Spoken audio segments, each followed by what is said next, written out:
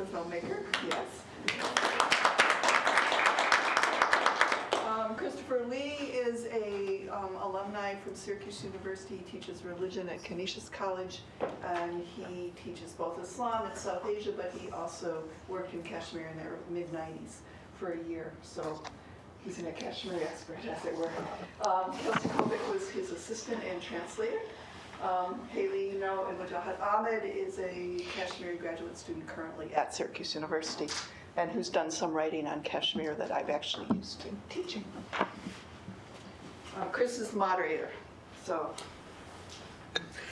I guess so. We'll open it up to questions. Does anybody want to start with anything on this end? Or comments? I'd just like to thank my teachers. Thank you for encouraging me and making all this possible and then bringing us back. Yeah, I would like to second that. Yeah. I'll third it. Always good to start by thanking one's teachers. I'm really curious, in both of the presentations that we saw, one of the things that I noticed was a distinct lack of Kashmiri. And I'm thinking about the kind of spectacle of protest and the idea of protest as spectacle and who the audience was. It's kind of building off my question earlier. All of the protests that were in the film were actually in Urdu, or there was a little bit of English. Some of the signs were in English. And I'm interested in who the audience is. Is it a kind of a transnational audience? Is it an Indian audience? Who are the various groups kind of speaking to? And I know that there's kind of multiple audiences, but who are some of those audiences? Well, I think, that's one thing I was thinking about during your presentation too, Haley. It's, we're sort of past the point where brute force is the most important thing in revolutions anymore, right? It's much more about the court of public opinion, and what seems to count the most now is international media. So if you can sway public opinion that way, that seems to get things done. Unfortunately, public opinion is much more fluid than dead bodies or a body count. So that was what I wanted to ask during your presentation, actually. Like, when the things that matter are so based in the realm of imagination and ideals, like, we're sort of battle, like it's a hearts and minds kind of battle. Do you know what I'm saying? Mm-hmm. Where is there ever an ending point, or where is there ever any kind of progress? Because one morning the newspaper might make people think one thing, and the next morning, like after talking to their neighbors, they're thinking another thing. And it's essentially a battle for legitimacy. So where does legitimacy really come from if it's not through who can kill the most people? Right. These are forms of soft power that are being exercised as opposed to brute force, like you're saying. And I think the issue of translation does get at that, right? So for me, the different public venues where people are staging these different kinds of public performances, they might have different audiences in mind. And I think you're right, in some cases it's Indian national media or Indian national civil society audience. In other cases, it's the international community. And so there's different strategies at work. These are the conversations that these group members are having, like what strategies should they employ at which times, and they're learning from the past and trying to learn from other comparable social and political movements that they see happening in other places in the world, talking about cases where groups have successfully appealed to international tribunals, people's courts, and that kind of thing, and what the outcomes have been. So those conversations about strategy and about audience are like really pretty powerful. And the idea of translation also comes into it in the Human Rights Day speech that I opened my talk with referring to.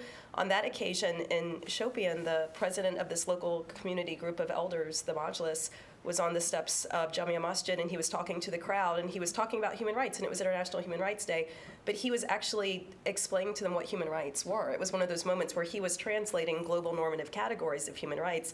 We all kind of think human rights means the same thing everywhere, right? And so he was taking that category and he was explaining it to the crowd, and everyone was listening to him explain it and trying to understand. He was really trying to explain to them what it was that he was asking them to put their faith in. because this was a moment when they were shifting away from the state to the international community. And so these moments, I think, are happening like daily in different venues. Vernacularization is active. Chris, do you?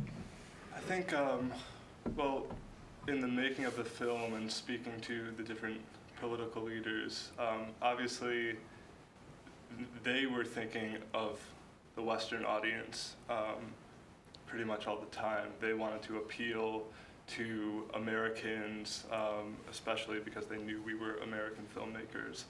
And obviously you saw they were speaking in English. Shaquille was speaking in Hindi, which has a broader base, of course, but also practical reasons it would be easier to translate. He was thinking of that. But you saw he also was appealing to the quote-unquote powerful nations of the world, the international community to come in, as was, Yassin Malik and Mirwais. And there was a point in the interview that Shaquille appealed directly to the United States government, which I didn't put in the film just because I decided to leave that out. But there was an overarching feeling in interviewing both the leaders and Shaquille and everyday Kashmiris that, the international community in the United States and Obama should be taking a lead in the Kashmir situation. Kashmir is sort of a crucial point in South Asia, and you're not going to have peace in the broader region if you don't sort of solve this sore spot. So yeah, that was very present throughout my experience there. Yeah, sort of just to do something. And I think, again, when you talk about the media, obviously the Shopian case was known. I mean, I knew it from reading international media sources. So I think from the very beginning, it was a case that was being appealed to and of interest to a wider international and Western audience. Can you guys in the back hear us? We can actually move closer to the mics if you guys can't hear what we're saying. Is it okay? Yeah, I think that's... There was what John was telling me about it, you had an interview in a Kashmiri paper recently, and could you tell the story about the difficulty of getting that to happen? Because I think that's interesting to hear as well. The political economy of Kashmiri media, interestingly, is the media in Kashmir is also, like the print media in Kashmir, is there's a lot of Urdu newspapers, and there are now 4 major English newspapers, and the readership for English newspapers has grown over the years. And so this is more like a conflict journalism, and where newspapers have mushroomed right from 1988 in these past 2 decades. There are newspapers directly funded by the Indian establishment, like security agencies, for propaganda purposes. Now, for the ones that were there were seen as kind of presenting a more people's perspective, critical of human rights violations, a newspaper called Greater Kashmir, which is the largest circulated English newspaper in the Kashmir Valley. It started as a very kind of a critical voice. But over the years, the Indian state kind of clamped down on the press. I mean, it was not simply by virtue of kind of threatening them, but it was in terms of control over the advertisement. And there is a directorate of visual, it's called the Audio and Visual Productions in Delhi, DOAVP. Information and Broadcasting? It's within the Information and Broadcasting Ministry. So they give adverts to Kashmiri newspapers, plus the local Kashmir government, they give adverts to newspapers. Now, it's there, the local newspapers rely a lot on government ads in terms of sustaining themselves. And plus the money that comes in government ads, like they pay more, the government pays more, especially the Indian central government ads, they pay a lot of money. So they told them right away that if you're not going to toe the line, we are going to stop the ads. So there was a moment when Greater Kashmir, around 7-8 years ago, ran a black, its front page, 1/4 of the page was black, actually, with no print. No? It was like a black square as a mock-up protest saying that you trying to browbeat us.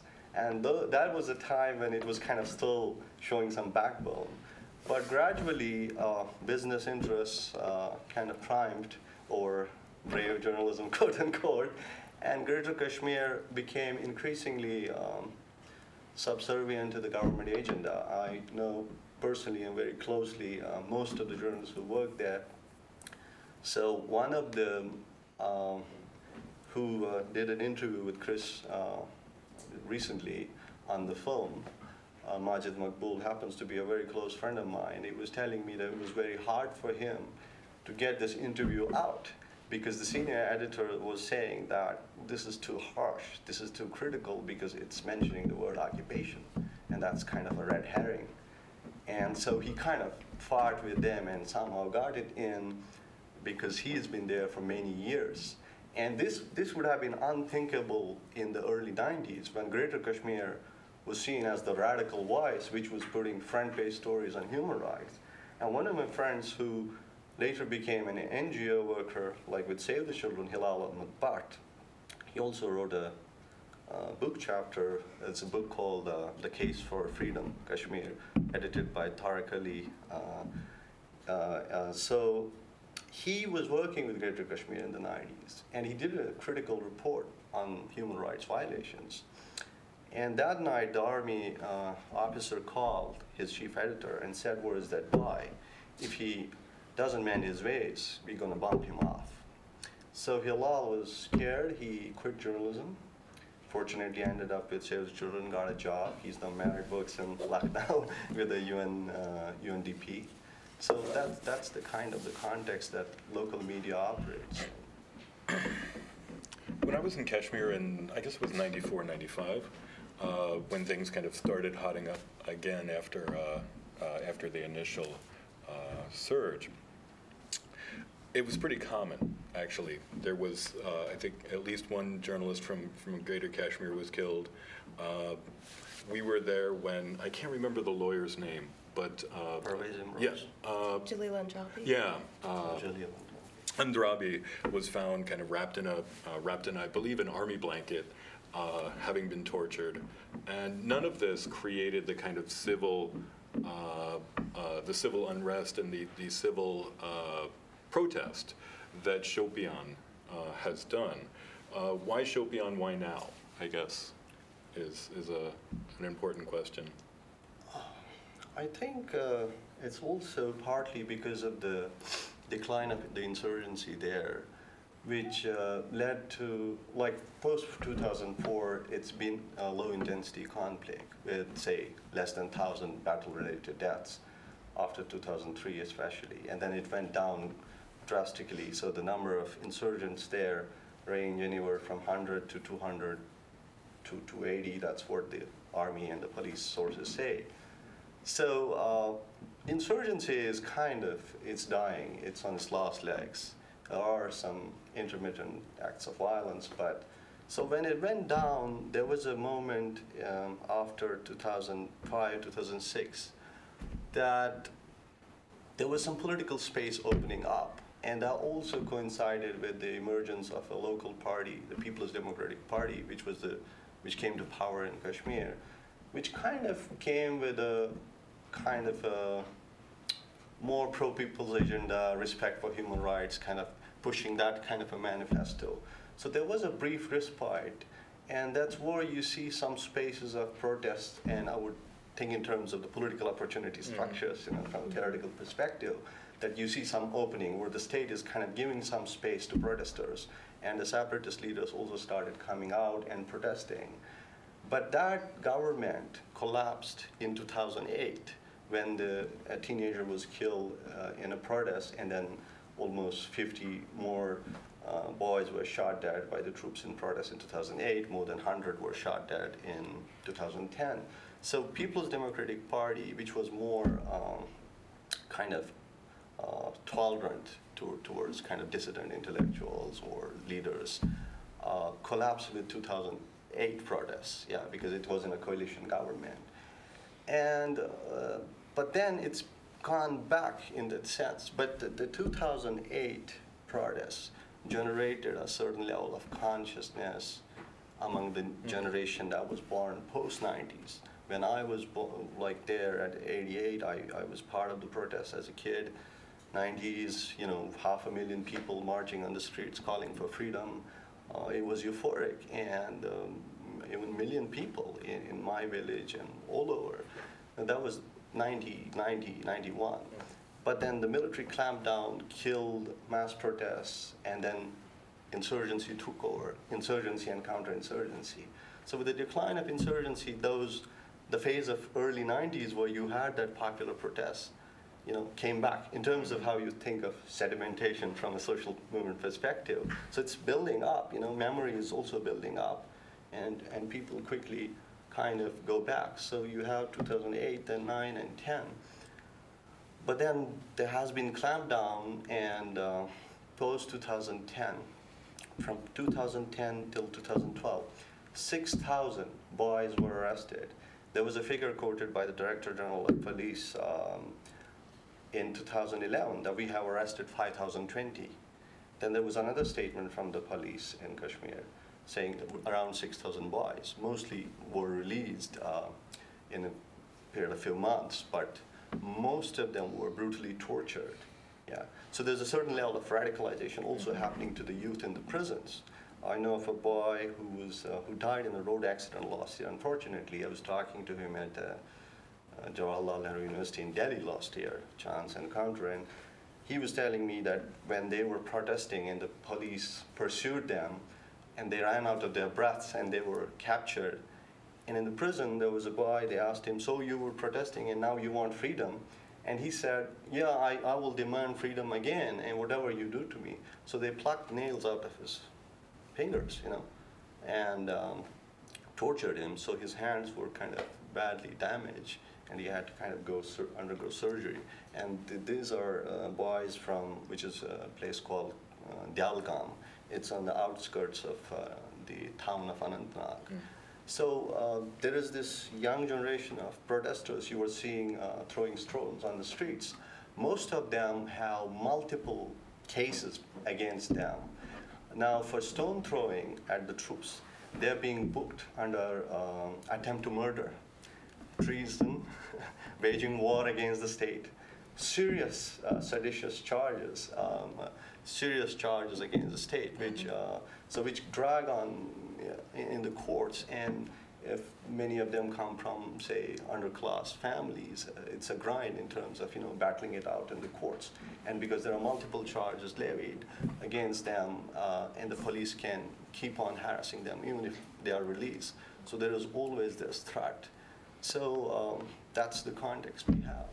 Haley, do you have anything to Yeah, just as the space was kind of opening up for more groups to emerge, just as you're describing, in 2008, 2009, you do see some of these different kinds of groups. The Modulus is, I think, the most well-known example. A couple of other examples of these kind of locally based, village-level community organizations that are mobilizing in response to a particular case of injustice that happened in their community, a particular case of violence, a particular kind of abuse by state security forces, and explicitly presenting themselves as being non-political, but only pursuing legal justice in that case. There's other examples from Bomai that was earlier in the year in 2009 also.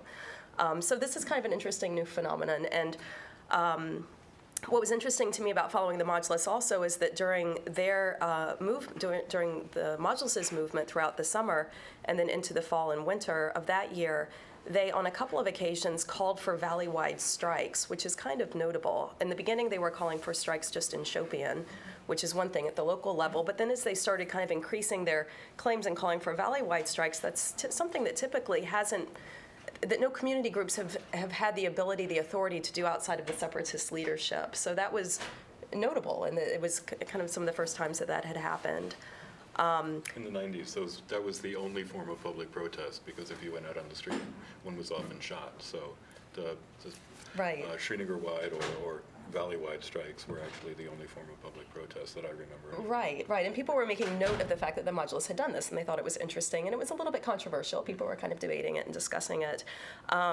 But also during the same period of time, we've seen different or slightly different kinds of ways in which the state is attempting to shut down the development of these communities, which is what you're discussing too. They're doing it through the law, through the special emergency, through the Public Safety Act, through bringing criminal charges against the youth who are defined as agitational terrorists in all of these ways. And also through bringing, for example, bringing charges against community actors through the CBI report, right? To kind of shut down alternative narratives and alternative political formations. So it's interesting to see how law is kind of being fought over in this way too. Anand?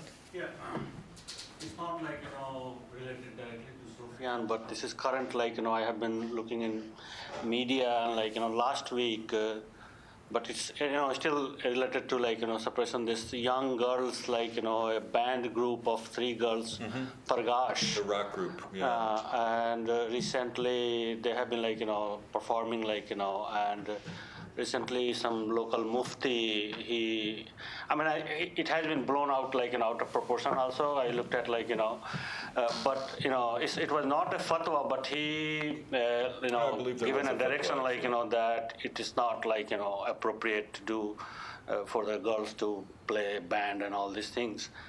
But the effect, what happened that, the girl, she said that I cannot do it, so they just give up. And they are going to stop not performing anywhere and all these things. And there has been a lot of reaction from outside. I looked at some local the mainland from Bollywood one of the music director inviting to come and perform, not to give up. So any of panelists have anything to do, because this is not state force, but it's coming from society, and again it is suppression of some of the wishes of especially to the girls, young girls. So Whoever. Yeah, this is an interesting case. And if you look at it in a very simplistic manner, it looks like a case of male chauvinism and women being, silenced. Religion is also being dragged No. religious leader had I know the fatwa, I know the Mufti Bashiruddin. He's a state-sponsored mufti, interestingly. Now, he gave a fatwa that this singing is un-Islamic. The separatist leader, who is also an Islamist, said that this guy has no right to give a fatwa. He's just playing a game. The government refused to move against the mufti, saying there's no need to, to punish him. He said it's un-Islamic. So what happened? The band started along with a bunch of bands. There were all-male bands, and this was this first all-female band. So there were this bunch of bands performing. But everything there is politicized.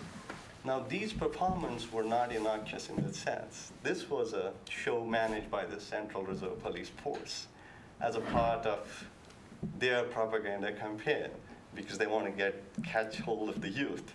So they hosted these bands. Now, this women's band was, nobody knew about it. So the first performance they had, along with those all-male bands, was the CRPF organized event. Then on Facebook, some boys posted abusive comments against the girls and threatened them and of sexual violence and rape even. And so because the rape in Delhi had happened, so there was this emotional response that there were many people on Facebook, youth, started defending them and some started abusing them. And so there was this clash between young Kashmiris on Facebook that, why is this happening? And so some are defending them and some are abusing them.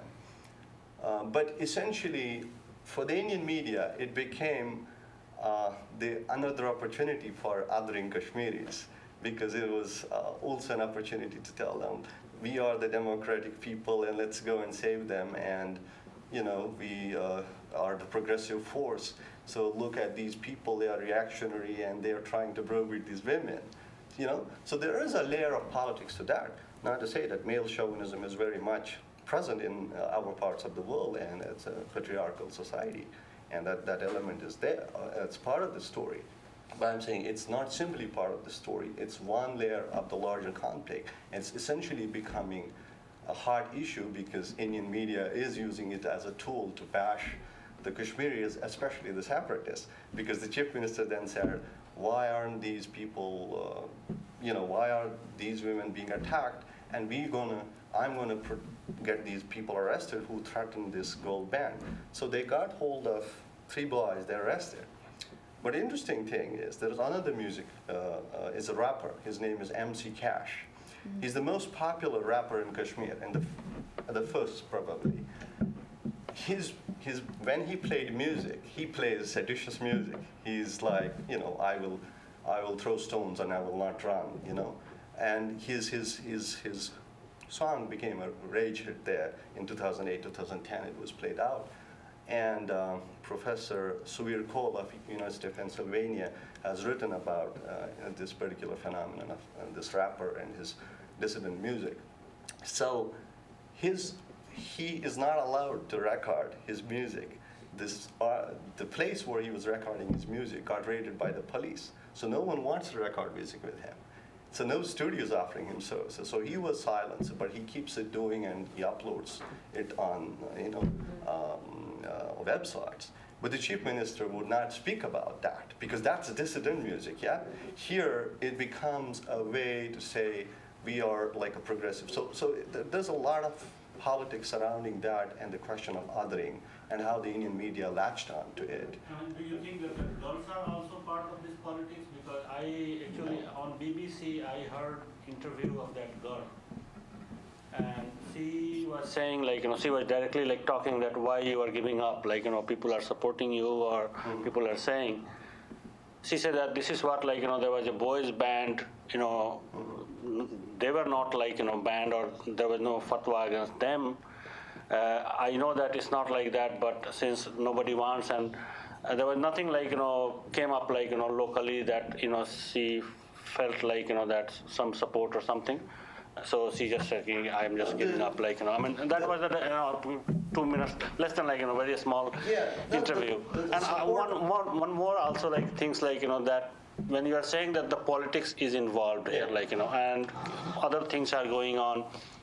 So what do you think were your sense of common people when the stone was pelting? I saw some auto rickshaw was driving in the going at the same time, and that auto rickshaw wala has to feed his baby and run his family, and so he has to do that so maybe that day Azadi will come next day he will think once. So who are the people one type the state Farooq Abdullah is or his son is doing the Twitter and that I'm going to do this. Other side is also the freedom movement, and in the middle you have a range of people. So what is your sense what do you think what's going on really You're asking me about the class composition of the resistance? Class composition or the whole from the range of Azadi to this you're saying that if this happened that is a politically so that's my point. The imam who gave the fatwa is not a separatist. He is a known government agent there. And interestingly, Parvez Imroz, who is the most active human rights lawyer in Kashmir, filed a court case asking the government to take action against the arbitrary fatwas of this clerk.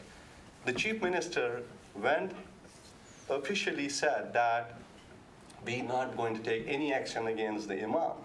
Now that's mind-boggling, because as he's passing a fatwa saying it's un-Islamic, it's directly pertaining to this case. Why is the government not willing to take action against him? And all the separatist leaders are saying that this guy has no right to pass a fatwa. You get me? So the fatwa is being passed by the only person who's closely seen to be aligned with the Indian state. That's where my idea of othering comes in, because that is then used as a tool then to construct the other, the barbarian, the reactionary, the chauvinist. It feeds into the Indian media propaganda, because the Indian media is not going to dig and say, but who is this imam? And what's his constituency? Whom does he represent? And what's his politics?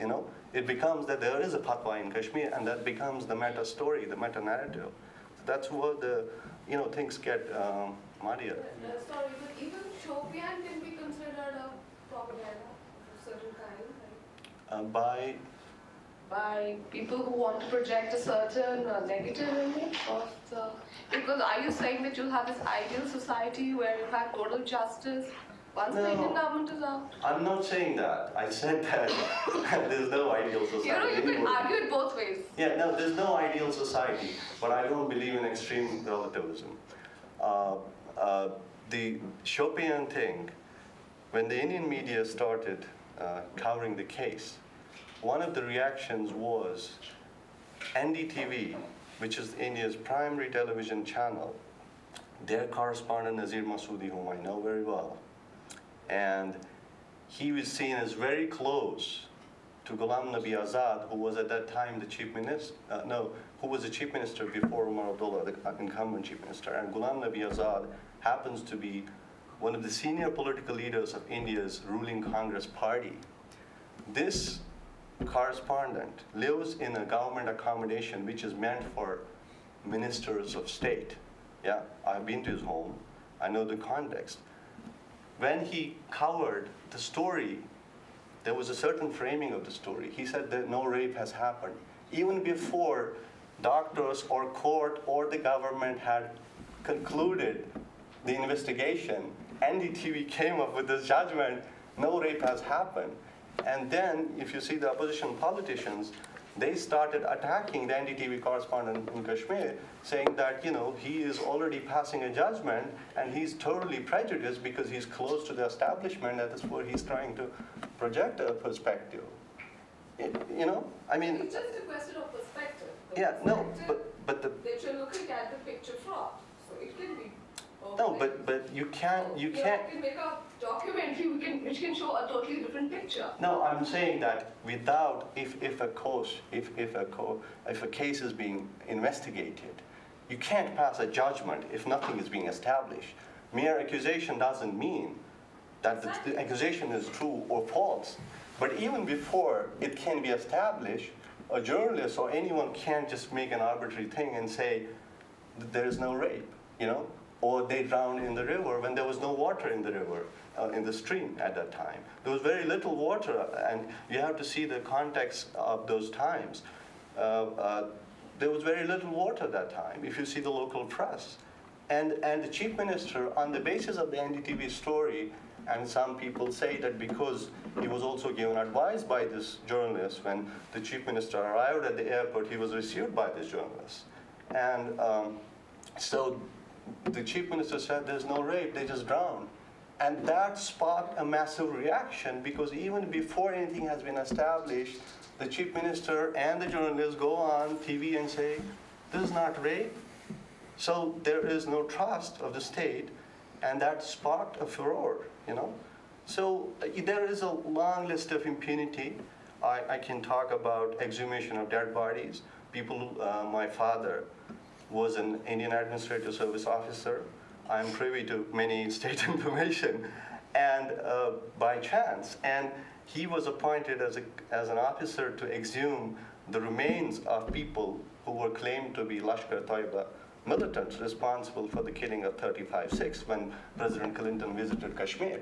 And this is the famous Panzantan massacre, where 5 innocent civilians were killed by the Indian Army, and the Indian Home Minister, Al-Kiyadwani, went on TV and said, we have killed 5 Lashkar-e-Taiba militants who were responsible for the massacre of 6.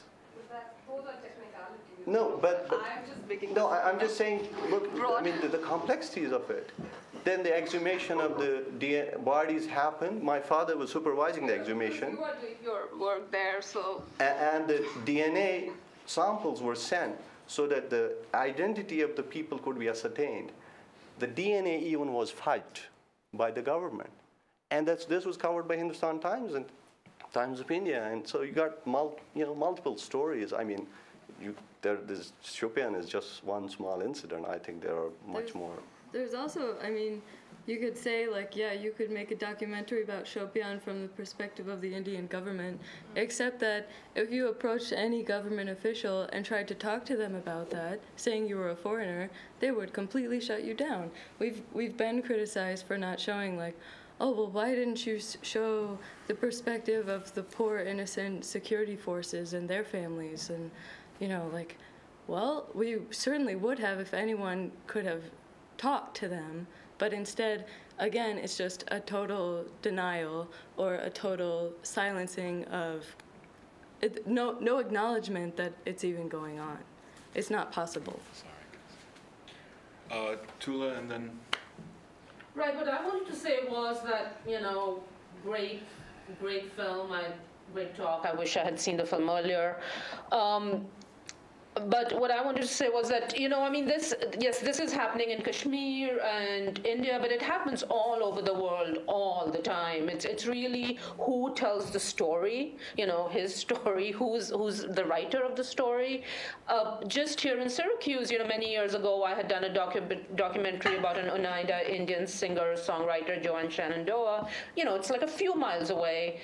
And there's a lot of conflict within that family, within that tribe, against Turning Stone Casino. And, because it's, once again, it's Native American, it's considered a different world in some way. Nobody knows about it. The press doesn't cover it. The Post-Standard, which is our local newspaper, which has sort of shut down last week, actually did the same thing. They pulled they said if you, the casino, Turning Stone Casino told Post-Standard, if you continue writing negative things about us, we're going to pull the ads. And so op-ed writers were fired, reporters were fired, so it happens all the time. The documentary that I did was shown all over America, New York, Boston, Detroit, all over, and it was not shown in Syracuse, and the person in charge told me that it's not good enough. It's not, the production values are not good enough. So I said to him, okay, it can be shown in New York City, but it can't be shown here. It turns out that Ray Halberter's wife was on the board of the local PBS station. So I'm just bringing that up, which is like very much here. It happens everywhere. And it's really about fighting the administration, really, right? Whoever that is. Right, and I think it's really important. I mean, I approach this as a social scientist, right? And I think it's really important to make those comparative cases and to go up to the big questions like the one that you're asking. I mean, that's really like where we start interrogating these issues in a different way.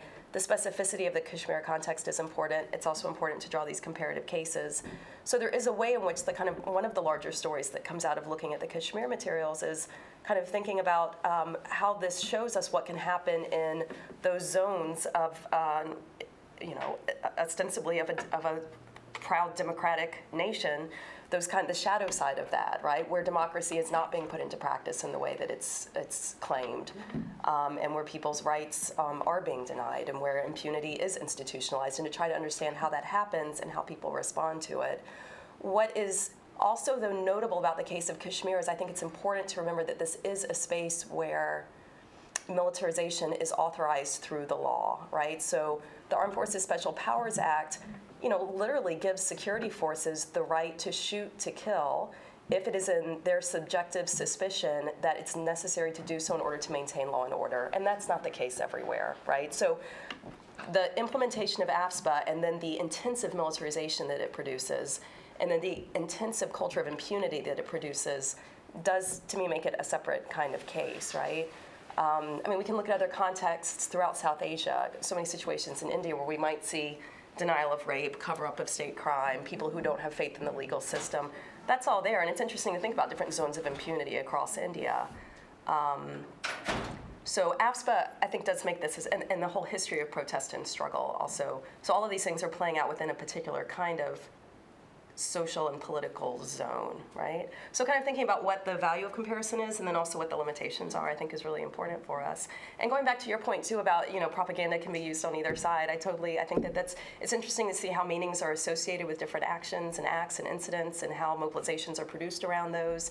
In the Shopian case in particular, the fact, it does highlight to me the fact that, well, the state does kind of have authority to do certain things, like instigate a criminal investigation and call people in and interrogate them and ask them to give testimony and collect evidence. And the state didn't do any of those things. Normal criminal justice procedure, they didn't even agree to file an FIR for more than a week after it happened. That would be like for them accepting that yes, this is how our army is acting. And, It would mean like saying it would look like a murder had happened and let's investigate it. Like even just at the most, it wasn't even because 2 dead bodies were found, right? So there was no. There's this fear of the other side projection. How is it going to be projected? See, look, this is what the army does. You know? Right. So it's not that they don't want to be fair and just and give protection. It's not like that. I mean, that could be their perspective, though I am in the middle, nowhere. No, I do see what you're saying.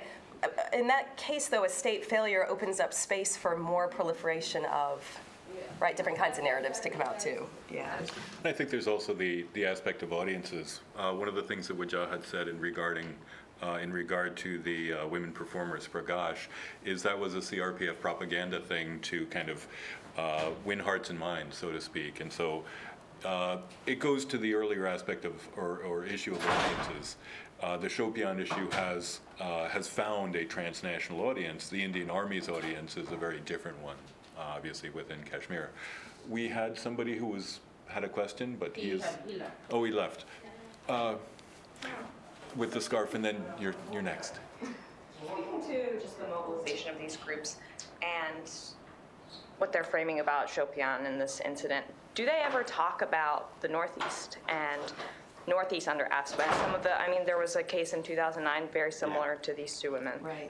Do they try to bring that in? Because I recognize that politically it's different, geographically they're separate, but they are dealing with a lot of the same ideas and issues. And are these movements calling on those kind of similar situations?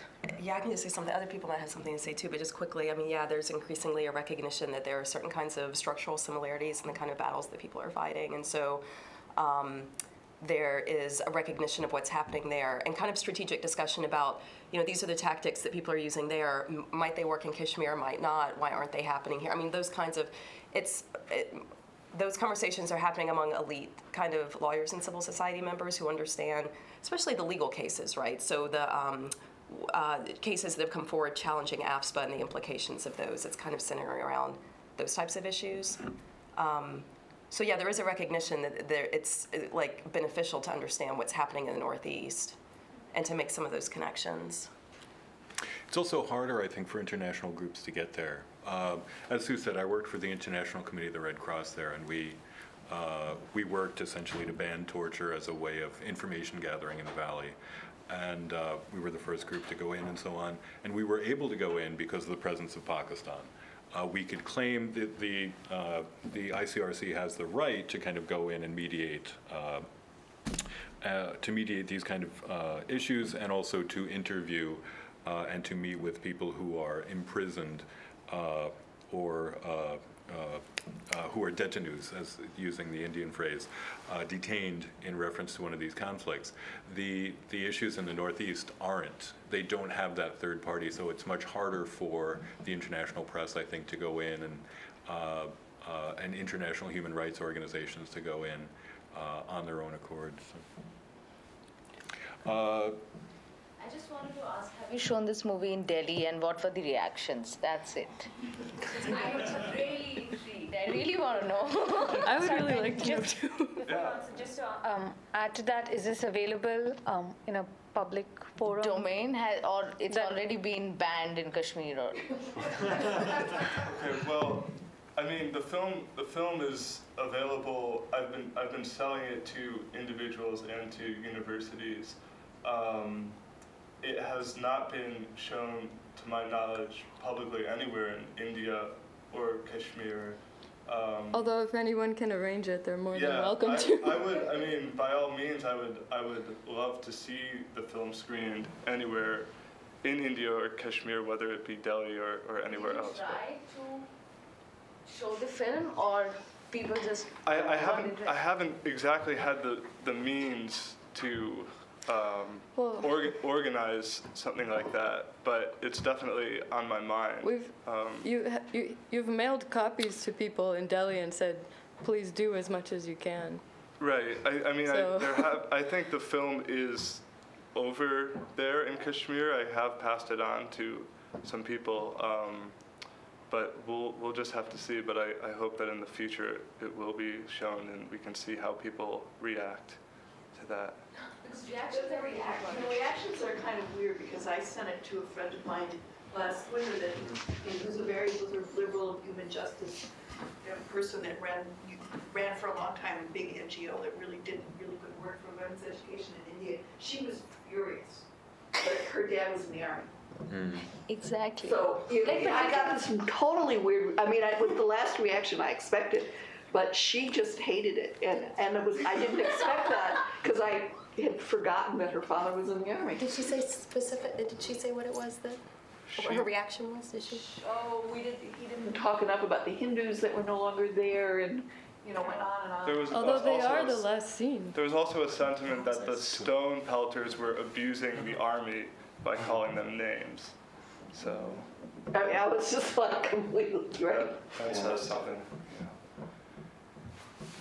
Oh, I just had a question about the narrative aspect of it.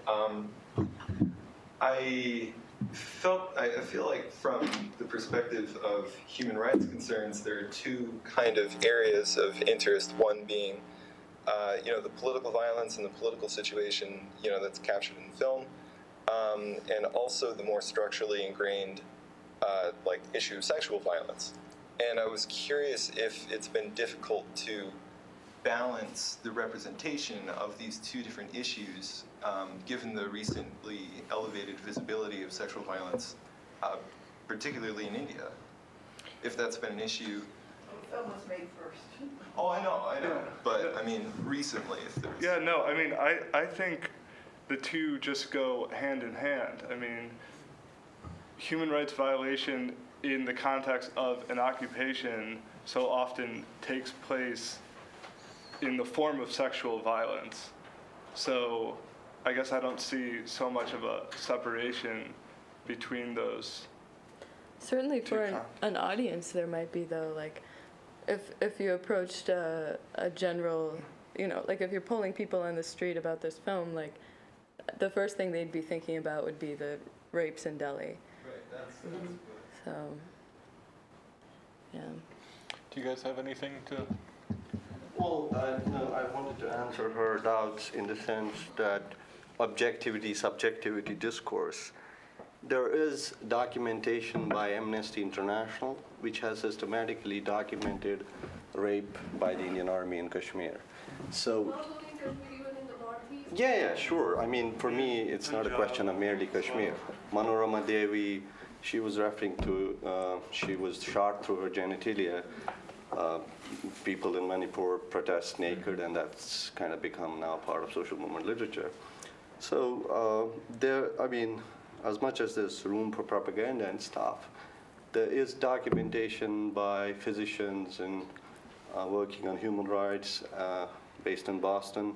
If you go to 90s reports, Human Rights Watch, Everyone Lives in Fear, Amnesty International, and there was a report in 2011 by Amnesty International. It's called Lawless Law, and it looks at the Armed Forces Special Power Act and the Public Safety Act, which are arbitrary laws and kind of, keep people out of circulation, put them in prisons, and repeatedly invoked against them, preventive detention and stuff. So, if you dig deep beyond the rhetoric and the politics of nationalisms, there's incredible work being done by respected human rights organizations like these I was talking about, which you can consult. Haley, anything on? Yeah, I'm just thinking, I appreciate you highlighting the kind of aspect of gendered violence in the Shopian case in the film, and especially within this atmosphere in India right now, and the national discussions about it. And it's important to remember that in context, and not only Kashmir, but context like Kashmir where AFSPA's in place and where these kinds of conflicts are happening, that rape is not any form of gendered violence. It takes multiple forms, right? The security forces are overwhelmingly male, and so the hierarchies and asymmetries of state violence and power in those regions play out in extremely gendered ways. And so different forms of sexual violence are not something that happen on the, like, away from the front lines, in like a private space, and it's part of the conflict itself, and they're political acts, part of the project of military nation building, So right, and I know that was implicit in your question, right? That those things are intertwined. So the Shopian case is kind of understood as being an example of that, of how state actors can carry out sexual violence with impunity, given the fact that AFSPA is in place and given the fact that it's a conflict zone. That's part of the story of the rapes themselves, or of the violence in that case. And the responses to it. So, and that's something that's come up with the Verma Commission report, right? I mean, there's special kind of recognition in the report that came out of this inquiry into the problem of different problems associated with sexual violence in India, that there needs to be a different kind of way of handling these cases in regions that are covered by AFSPA. So that's something people are talking about now. Yeah, no, I think it was just that the intersectionality of these, of this particular subject in this case, is not as like overtly presented in the narrative presentation of it. I mean, it portrays everything from, I don't know how to describe it exactly, but without really drawing attention to that in a way. I mean, I think you're meant to put them together. Right. The nature of the violence isn't foregrounded in the same. Like where that fits in is a question. It's not really introduced. It's just kind of there, and you've got to have a wider context. Yeah, there are a lot of gaps in the narrative of the film, and that's why it's so great to show it to an audience like this who is informed.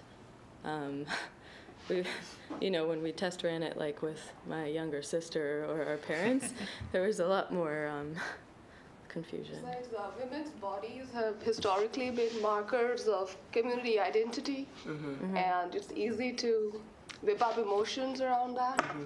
So the larger questions of what's happening actually to the common people, that is lost in vested interests. That's just an opinion.